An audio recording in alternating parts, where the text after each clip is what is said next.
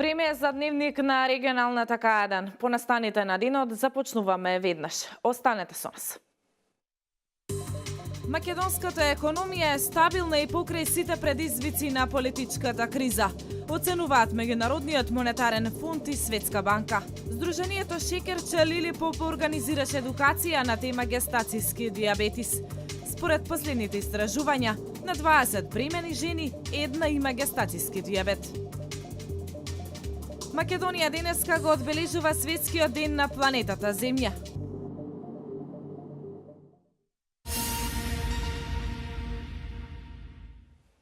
Започнуваме со политика. 50 дена протести во Велес, 50 дена гласна порака за не за двојазичност, не за промена на грбот, знамето и химната. Граѓанската иницијатива за заедничка Македонија од Велес испрати барање до политичарите за предвремени избори. Македонскиот народ е измамен. Тиранската платформа е постизборна. За неа народот не гласаше, рече вчера вечер Славе Радевски. Тој во име на сите подржувачи на граѓанската иницијатива за заедничка Македонија од Велес испрати барање до политичарите за предвремени избори. Народот е тој кој дава легитимитет, затоа испаднете на избори, рече Радевски. Испаднете со таа тиранска платформа на предвремени парламентарни избори, па да видиме кој ќе изгласа. Ние сакаме економски просперитет, ние сакаме заедничка Македонија. Преголем акцент им ставаме на нашите сограѓани албанци. Па тука има и роми, и бошњаци, и срби, и турци. И сите заедно ќе се бориме за заедничка и успешна Македонија. Немаме ништо против никого, но ние го браниме тоа што е наше. Не отстапуваме од тоа што е наше. Во Македонија не решава ниту Европската унија, ниту Америка, ниту Русија. Во Македонија одлучуваат граѓаните на Македонија. Веќе отрпнавме на притисоците, рече Антонио Китановски. Сакам да им порачам на политичките партии, но и на странските емисари и представници. Не си играјте со народот. Граѓаните се освестени. Платформи, креирани од други држави, за други интереси не поминуваат. Кочо Рацин, големиот великан, пред чиј споменик сега се наоѓаме, не научи. Во туѓи бели дворови копај си црни гробови. Не поминува тоа во нашиот двор. Ние се прашуваме овде. Китановски вели дека тој како археолог заедно со своите колеги трага по историјата на македонците во минатото. Слободно можам да кажам, вели Китановски, дека и денешното време во кое живееме е време во кое се пишува историјата. Ова се најмасовните протести. Ова е борба за зачувување на унитарноста на Македонија, потенцираше Китановски и Радевски вчера вечер од протестниот марш во Велес.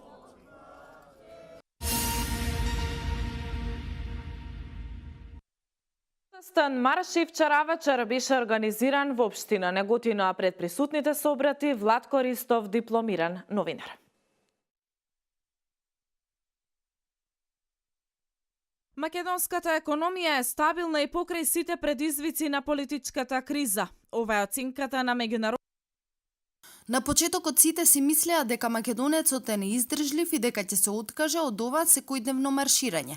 Над 50 денови секојдневно низ цела Македонија граѓаните бараат отфрлање на тиранската платформа, нагласи Владко Ристов на протестниот марш во Неготино. При тоа тој додаде дека платформата има за цел да воведе во државата двојазичност на целата територија, промена на химната, знамето, грбот и на крајот промена и на името на државата. Дали ние тоа ќе го дозволиме некој за тоа да се пазари за националните интереси? Дали ќе дозволиме предавниците подболно да ни ја продаваат државата? Одговорот е едно големо не.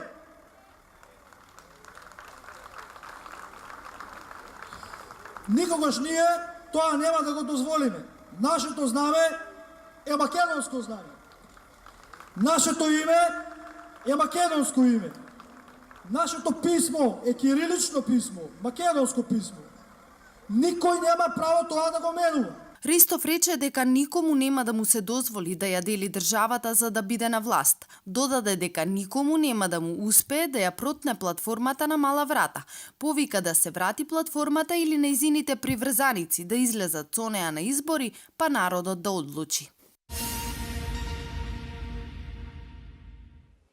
Гестацијски дијабетес представува посебен тип на дијабетес кој за прв пат се јавува во бременоста. Здруженијето на заболени од дијабетес Шекерче Лилипоп денеска организираше едукација токму на оваа тема. Дијабетесот е болест која е во подем во Македонија. Постојат неколку видови на заболување, но Здруженијето на лица заболени од дијабетес Шекерче Лилипоп денеска организираше едукација на тема гестацијски дијабетес, посветен пред се на идните мајки. Доктор Јовановска Мишевска вели дека секое покачување на нивото на шекер за време на бременост е гестацијски дијабет. Според последните истражувања, на 20 бремени жени, една има гестацијски дијабет. Во првиот триместар од бременоста, кога започнува бременоста, имаме покачување на еден хормон што се вика естроген, и овој хормон естроген прави да се намали шеќерот во крвта на гладно и прави една зголемена осетливост на клетката кон инсулин. Ова е во првиот триместар, но понатаму кон крајот на првиот триместар и веќе во почетокот на вториот триместар, постелката, значи која што се развива, започнува да лачи своји хормони, кои што се хормони за да го задржат плодот. И овие хормони ги викаат диабетогени хормони. Значи овие хормони се делуваат контра инсулинот и прават инсулинското дејство да не може добро да се одрази на ниво на клетката. Доктор Мишевска вели дека од овој вид на дијабет заболуваат бремени жени повозрасни од 35 години, покрупни пациентки, пациентки кои имаат полицистични овариуми и оние кои во потесното семејство имаат заболени од дијабет. Секоја трудница тест за откривање на гестацијски дијабет треба да направи од 24-та до 28-та недела од бременоста.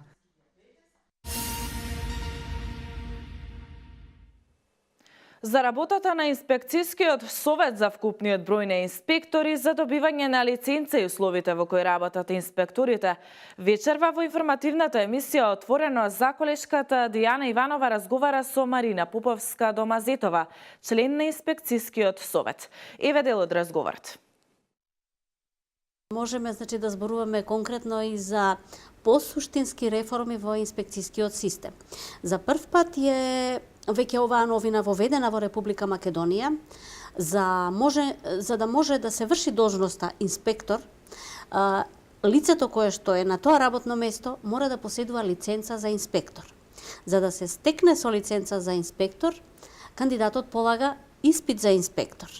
Значи, освен условите предвидени со законот, значи со соодветен материјален закон, за видот на високото образование, бидејќи за да се биде инспектор, мора да има кандидатот високо образование завршено, како општ услов и посебен услов кој што е дефиниран во актот за систематизација на инспекцијската служба. Меѓу еден од тие посебни услови е токму и години на стаж, но и поседување на лиценцата за инспектор.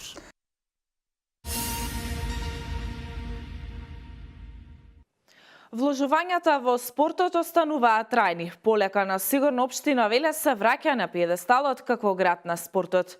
Моментално најактуелен е фудбалскиот клуб Борец, за кој градоначалникот Чадиев вели дека по возобновањето на клубот и заложбите на новиот собственик, фудбалскиот клуб Борец, станува заштитен знак на Велес.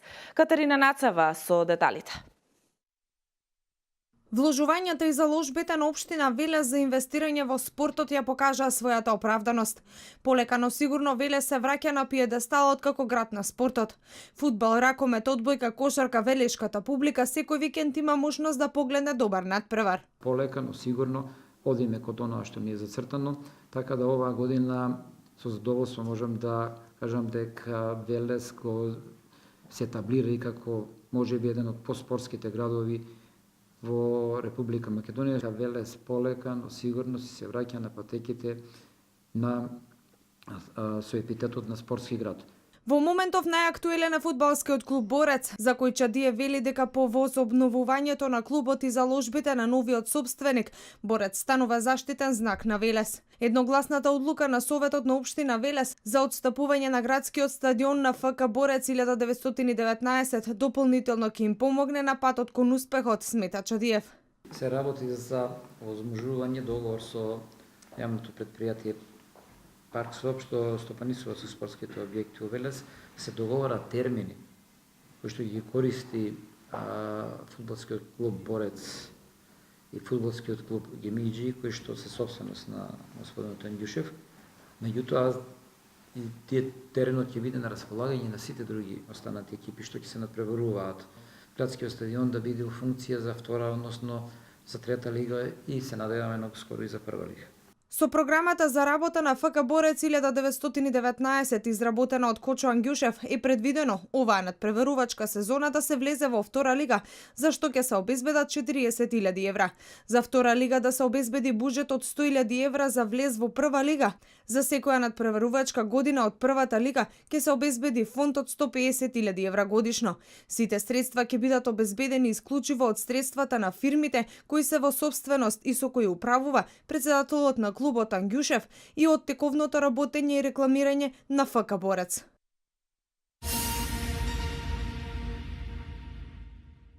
Објавени се поетскиот и рецитаторскиот конкурс од страна на Сдруженијето на граѓани ФАТ Стоби во соработка со гимназијата Кочорацин. Истите се наменети за сите средни училишта во Република Македонија во рамки на 54-тите Рацинови средби. На конкурсот се учествува со поетски творби на тема ликот и делото на Коста Солев Рацин и истиот е со награден карактер. И рецитаторскиот конкурс се однесува на ученици од сите средни училишта во земјава. На конкурсот се настапува со втората песна од циклусот Елегии за тебе од Коста Солев Рацин во рамките на Рациновите средби 2017. Конкурсот трае до 20 маја, пријавувањето се врши по електронски пат на gim.kocoracin@gmail.com. За наградите на конкурсите се ќе одлучува стручна жири комисија.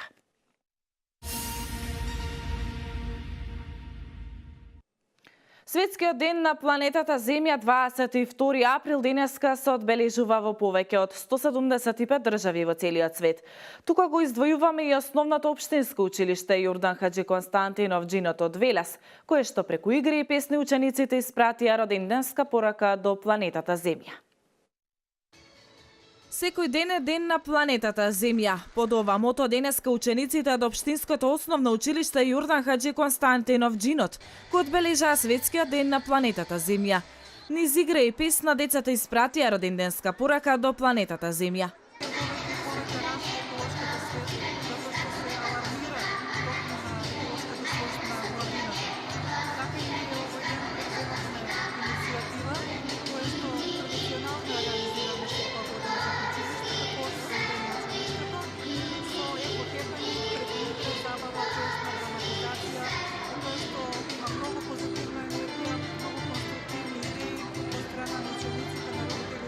Ова училиште е дел од глобалното одбележување на овој ден. Покрај забавниот дел учениците презентираа макети изработени од хартија. Ние наоѓаме најразлични начини, идеи, вклучени сме во различни еколошки проекти, околу проектот имаме еколошки зелени знамиња добиени. Овие продукти се конструирани од отпаден рециклиран материјал.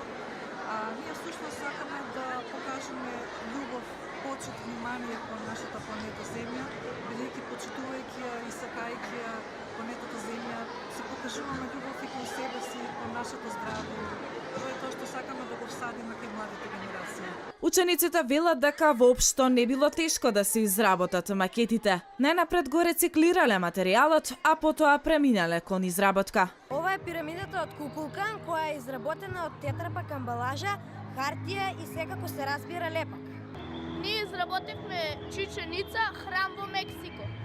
Како го направивме? Го направивме со лепење на тетрапак пакување од млеко. Пораката што сакаме да испратиме на Светскиот ден на планетата Земја е да ја чуваме нашата планета Земја, бидејќи немаме резервна планета, и исто така да им докажеме на оние лоши луѓе кои што ни ја загадуваат планетата дека они си го кратат живот. Се пресече и роденденска торта со желба следниот роден ден планетата Земја да го дочека со помалку еколошки проблеми. Инаку овој ден како роден ден се слави од 1970 година, кога преку големи еколошки протести на светско ниво испратена е порака за намалување на загадувањето.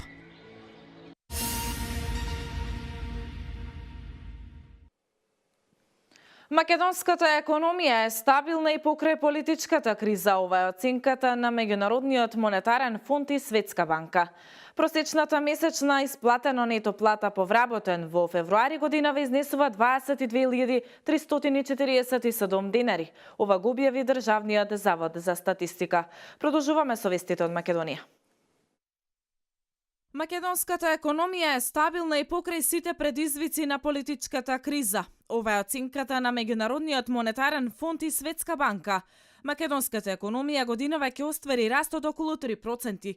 Ова беше истакнато на пролетните средби во Вашингтон, на кој учествува и македонска делегација, предводена од министерот за финансии Кирил Миновски. Констатација на сите релевантни финансиски институции е дека и покрај долготрајната политичка криза сепак економијата испорачува позитивни резултати.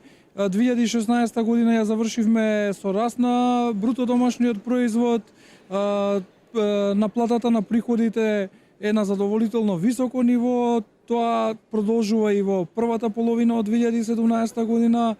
Буџетскиот дефицит се движи во рамки на мастришките критериуми, така да од тој аспект општата констатација е дека речиси сите макроекономски фундаменти на економската политика во Република Македонија се здрави и дека и покрај сите околности Македонија дава позитивни резултати. Според гувернерот на Народната банка Димитар Богов, предвидувањата на ММФ и на Светска банка за македонската економија се должат на добро поставените основи на економијата.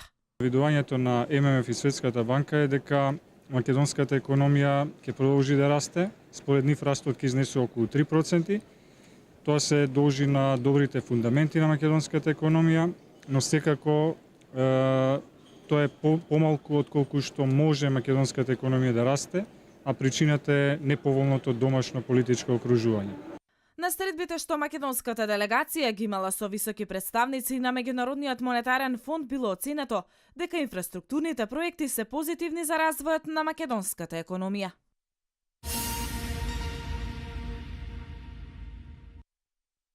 Државниот завод за статистика објави дека просечната месечна исплатена нето плата по вработен во февруари изнесува 22.347 денари. Просечната плата бележи раст од 2,4%, што се должи на повисоките просечни исплатени нето плати по секторите транспорт и складирање за 11,9%, информации и комуникации за 6% и рударство и вадење камен за 4,9%, покажуваат објавените податоци. Во овој месец намалување на нето платата во однос на претходниот месец е забележено во секторите снабдување со електрична енергија, газ, пареа и климатизација за 8,1%, трговија на големо и трговија на мало, поправка на моторни возила и мотоцикли за 7,3% и рударство и вадење камен за 5,4%. Просечната бруто плата по вработен во февруари изнесува 32.869 денари. Во февруари 2017 1,3% од вработените во Република Македонија не примиле плата.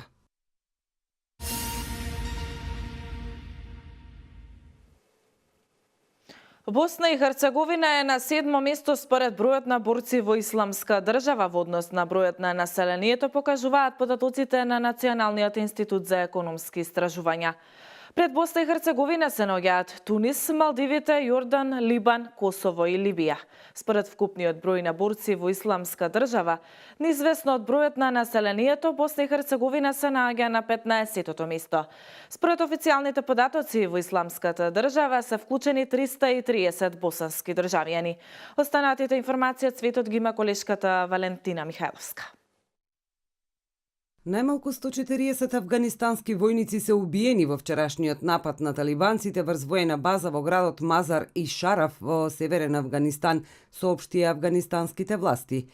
Има многу ранети поради што постои можност бројот на жртвите да се зголемува, изјавил представник на властите кој сакал да остане анонимен. Владата се уште не изнела официјални податоци за загинатите. Според американски представник од Вашингтон, над 50 лица се убиени во нападот. Подоцна афганистански извор нагласил дека во нападот се убиени 50 и ранети 76 лица, но бројот на жртвите може да се зголеми. Околу 10 талибанци облечени во униформи на афганистанската армија и со воени автомобили упаднале вчера во базата и отвориле оган врз војниците, од кои дел јаделе во мензата или излегувале од џамијата по петочната молитва. Нападјачите користеле рачни противтенковски мини и автоматски пушки.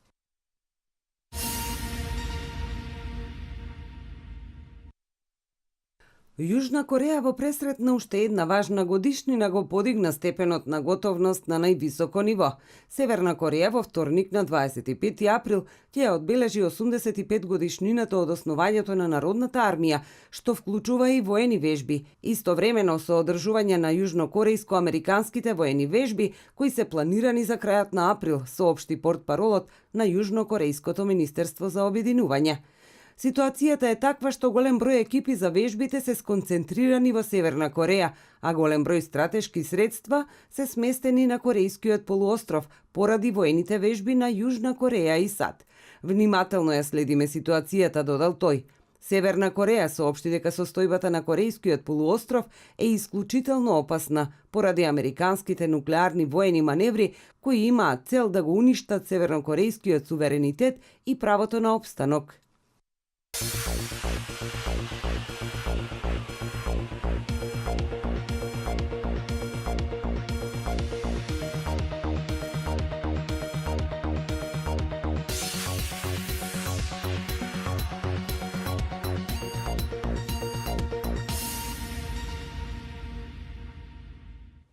Денеска имавме сончево време со мала до умерена облачност, со температура која се движеше од 9 до 17 степени.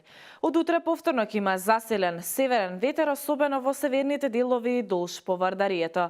А веќе од понеделник утринската температура полека ќе се покачува, во вторник наутро се очекуваат позитивни утрински температури насекаде. Со метеоинформациите го означуваме и крајот на дневникот. Останете во добро расположение со програмата на КАДЕ.